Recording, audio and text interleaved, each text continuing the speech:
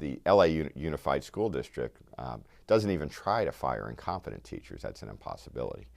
But the ones that are, credibly accused of abuse, it still can take years.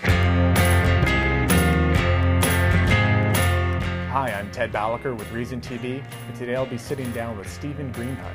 Greenhut is editor-in-chief of Cal Watchdog and author of Plunder, How Public Employee Unions Are Raiding Treasuries, Controlling Our Lives, and Bankrupting the Nation.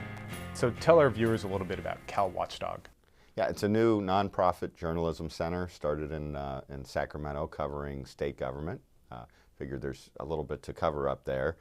So we have a small team of reporters that are covering some of the stories that get missed by the newspapers. Newspapers miss stories? It's hard to believe, having worked for a newspaper for a long time. It's just an effort to, it's an effort to plug in some of the holes. The newspapers have obviously been cutting back in their state bureau coverage. So what kind of stories do they typically miss?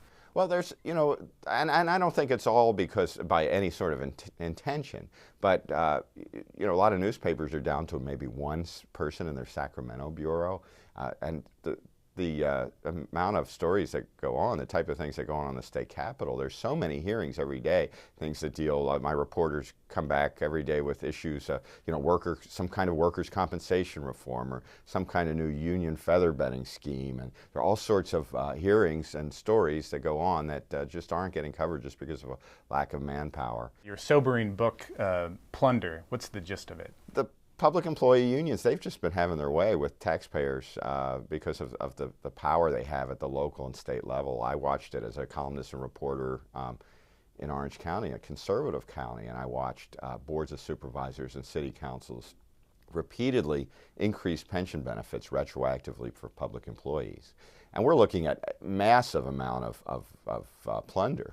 I mean, the average pay and benefit package for a firefighter in Orange County, and it's typical statewide, about $175,000 a year.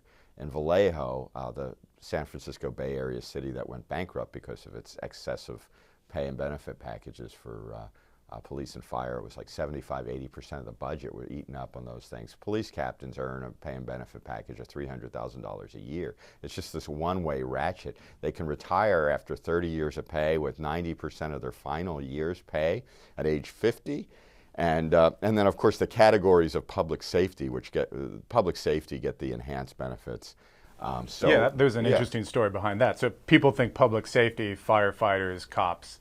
Yeah, that's how it started, but that's not what it. Yeah, what is it now? Well, milk inspectors, I believe, or billboard inspectors, they get an inflated pension benefit, and then there are all sorts of schemes and scams to boost that final year's pay.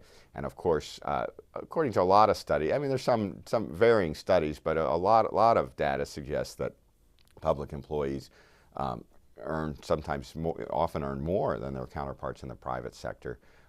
And it used to be, the old deal, they used to get paid less, but they get somewhat better benefits and they get more protections.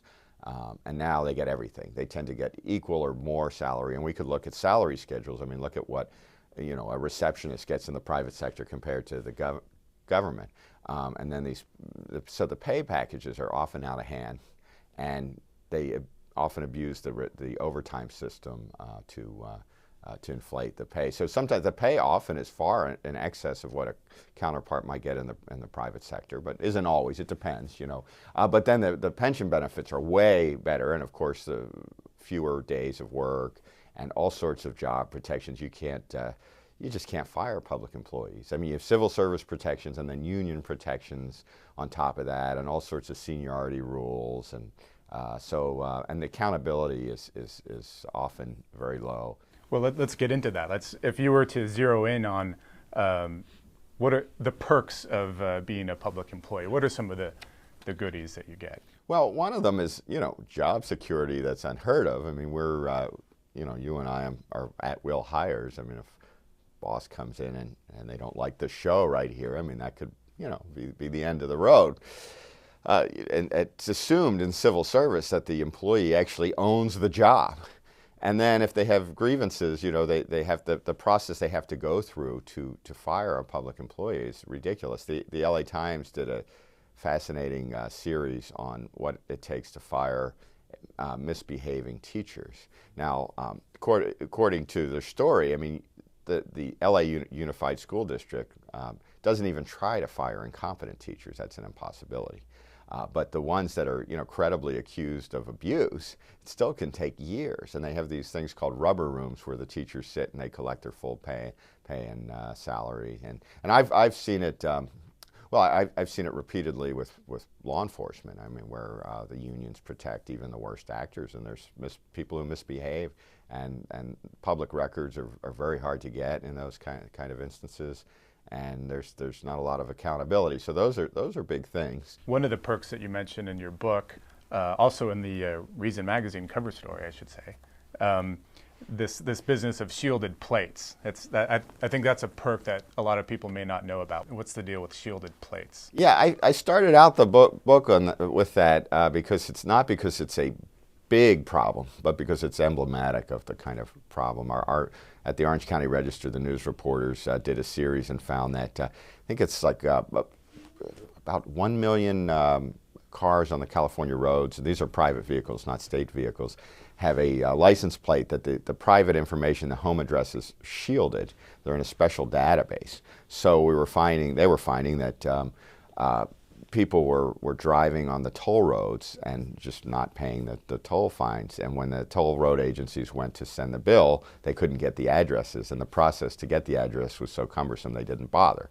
Or if people with these plates were pulled over, it was triggered, it was signaled that they were part of the brotherhood. They were a special member of the protected class, and they usually would get professional courtesy, which is what police do with their friends and neighbors and fellow police officers, is not give them tickets.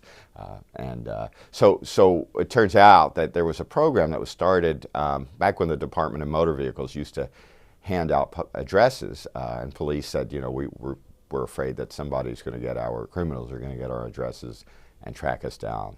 So that's how this private database started. But then, like everything in government, it's like rust, it never sleeps. So it kept being expanded to one category of government worker after another. I think if I recall, you say it's something like 1 million people have this. I mean, it's a pretty 20, yeah, it's like 1 out of 22 vehicles on the road. Essentially, they could do whatever they want.